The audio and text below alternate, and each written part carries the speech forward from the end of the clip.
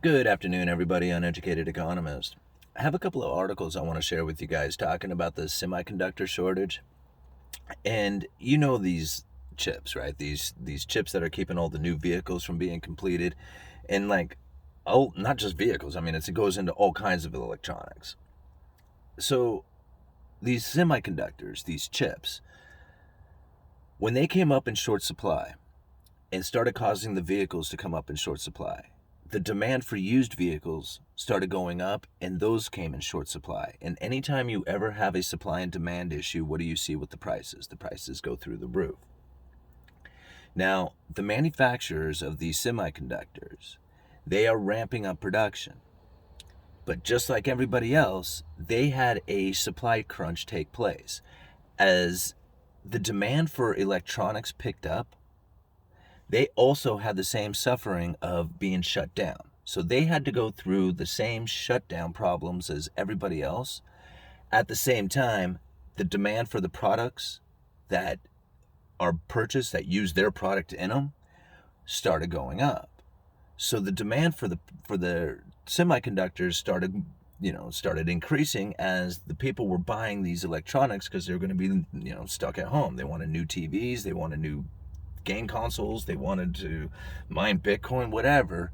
They wanted new vehicles. They started buying, a lot of stuff that these semiconductors went into. And there was the short supply of them. This is the same story that took place in lumber. Now, the people who manufacture these semiconductors, there's a huge demand for them. The people who are asking for these semiconductors are ordering increasing amounts of them. If they cannot get their semiconductors in order to build their product, then they are going to make sure that they order even more of them because they cannot get the steady flow of them. Typically you order 5, you get 5. You order 10, you get 10. Now you order 10, you get 2. But you need 5. You need 10. You're ordering 5. You really only need 5, but you're ordering 10 because you can only get 2.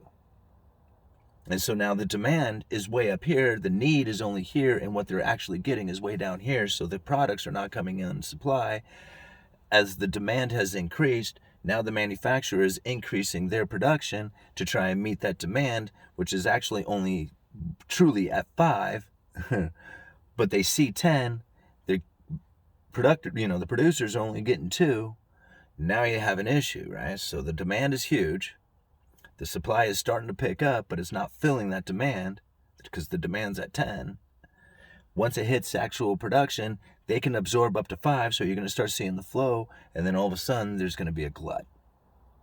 And that's what they're talking about, because they are producing far more than what is actually needed by the demand, because they're only experiencing the shortage. Just like what happened here in lumber just recently. I mean, I drove almost up to the Canadian border this weekend, or on my weekend. I have Thursdays, Fridays off, but I drove all through Washington, and it just amazed me how many rail cars, how many lumber yards, how many log sorting yards I saw that were just completely full of lumber. There is plenty of timber and wood everywhere. So there's no shortage of lumber anywhere anymore. Getting it through the supply chain has been a bit difficult, but that's starting to free up, and you're noticing it every week that it's getting easier to get and the prices are coming down. Obviously, they don't come down fast enough for the people, so there's that, but they are coming down, and it will take time, and it will get there. Now, this shortage of chips, we're going to see the same thing, and I think to myself, well, there's a lot of vehicles that were built and not completed. So when this chip shortage, I mean, at first it's going to come in, and then all of a sudden, the people who are ordering the chips, the manufacturers of the products, when they start ordering, it's going to go from 2 to 5, and then pretty soon they're going to get 10, and they won't need them anymore because now their supply is coming in and steady. They get a steady supply in. They will take in as many chips as they can get so they can fill in the rest of the products that they have assembled but could not complete. But then after that, they just go back to regular production again. So the demand for chips is going to go back to somewhat normal unless there is like a whole bunch of new types of electronics being built, which that very well could be considering the AI movement thing, right? I don't know, just assuming on that. So the flood of chips coming in at some point, right? It'll eventually meet the production demand, and then it'll meet the back order demand. All these chips are going to come in. That's going to start completing all the vehicles. So you know that if there's incomplete vehicles sitting out there, that they're going to try and get those vehicles completed as fast as they can and out to market, sold as quickly as possible, so that they can start selling the new stock, right? The new production coming in. But if they have all these incomplete vehicles sitting out there waiting to be completed and then pushed out into the market, there's going to be a flood of vehicles coming in as the new production is being met with the semiconductor, shortage being over, and all the back vehicles that have been incompleted coming in at the same time. So you can see a glut of vehicles coming on. It's going to be the same thing. As this glut of vehicles comes on, what are you going to see to the used cars? There's people like, man, I can go get a brand new car, and there's all of them out there, and they're probably selling for a cheap price since they want to get them moved so they can start getting the new production built. Then the new used cars, right, as people cash in their used cars for new cars, then you're going to see a glut of used cars come onto the market. All starting from the semiconductor. And then you can probably go on down the line from there. So that's the things that I kind of see taking place inside of the economy right now. And it's easy to focus in on like just what's happening right now in front of you. The price of things are just off the charts. How come plywood was selling for $88 a sheet? Somebody's getting paid. Damn right somebody's getting paid. I mean, at $88 a sheet, somebody's getting paid. There's no doubt about it. Is it manipulated, or is it just this circumstance that's been taking place? Obviously, there was a controlled demolition when it came to the shortages. Everything got shut down. Everything. And how it is that, when you shut down that much and expect like there not to be this huge ripple effect to go through the economy, I mean, it's going to take time. It's going to take time to get through all that. And the changes on the other side of it are going to be dramatic. Nobody wants to work fast food anymore. Well, eventually fast food's going to get down to a point where it's just going to be a couple of people working there. It's going to be mostly robots in there, because if the fast food chains want to stay in operation, they're going to have to figure out a way to do it without employees, because they can't get anybody down there, even with $500 bonuses and $15 an hour. So that's the changes that are going to take place. I mean, is it good, bad, or ugly? I mean, that's for you guys to decide on it. I don't know. I mean, I try to look at things as positively as I possibly can to say, hey, I'll enjoy my life with what is available out there. But it's obvious that there was a creation of circumstances that are taking place right now. I mean, the fact that I cannot find a place to rent in Astoria right now should say a lot. There's people out there who are living in places here in this town who haven't been paying, who don't have employment. So I don't know what type of voter that the powers that be are looking for, but when productive members to society can't find a place to live and unproductive members to society have a place to live, what does that tell you? I mean, I know who I'm voting for next year. I know who I'm not voting for, for sure. I don't know necessarily who I am voting for, but I definitely know who I'm not voting for. So, I don't know what else to say about that. Give us some time. In a couple of years, it's not gonna, all this stuff will be passed and we'll be talking about, like, remember when that happened, and, remember how the price of this.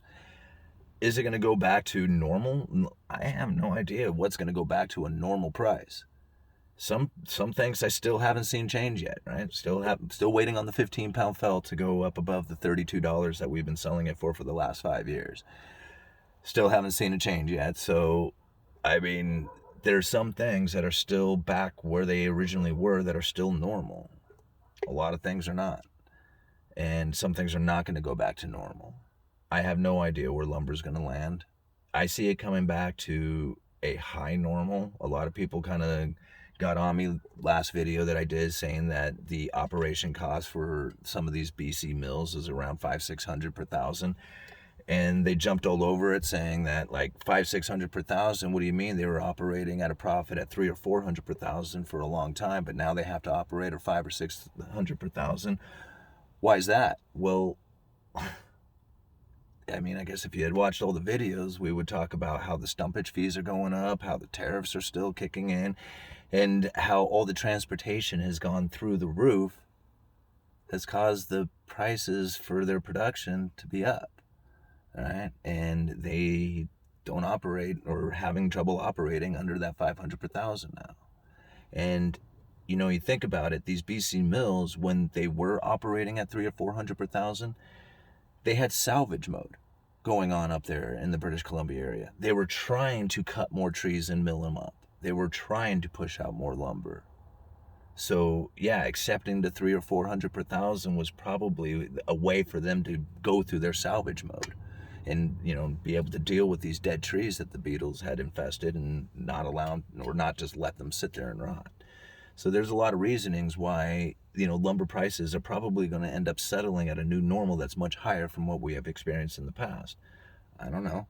I mean, the southern part of the United States right now has a glut of trees, and the mills are, they're setting up. They're setting up down there, and there's a few of them that I believe are coming online in the next year and a half. It takes time. I mean, you don't just throw a mill up and say, hey, we're going to be in operation in 3 months. No, it's going to be like 2 years before you're going to be in operation. So these prices, as far as like filling in new production to meet demand, I think the production is starting to meet demand. And if these new mills come online, they're going to really meet demand. I guess it also depends on, houses. How many houses are going to be built here in the next couple of years? If the price of homes are going to be $500,000, I would imagine that there's probably going to be some builders out there who want to take advantage of those prices and build a lot of homes. But considering that the price of lumber is and was where it was and going where it's now going to, I would be nervous being a builder too. You don't know if you buy your framing package today, if you could get it like 30% cheaper in just a few weeks. I doubt it will drop that much, but you never know. It could get really cheap, especially if there is a glut of lumber that starts coming onto the market. You could find where lumber prices could drop all the way down to 100 per thousand, and 2x4s get very cheap as all these mills are trying to meet demand that existed 2 years ago, or 2 years earlier, or whatever, by the time the mill gets up in production again. I don't know. Kind of babbled there a little bit about that, but uneducated economist. You guys let me know.